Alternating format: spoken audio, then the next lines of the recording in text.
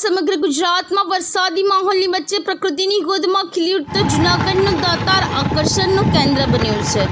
ત્યારે સાધુઓનું ઘર અને ભગવાન દત્તાત્રેયની છત્રછાયા કહેવાતા જૂનાગઢમાં વરસાદી માહોલની વચ્ચે દાતાર ડેમની મજા માણવા અનેક પર્યટકો ઉમટી પડ્યા છે।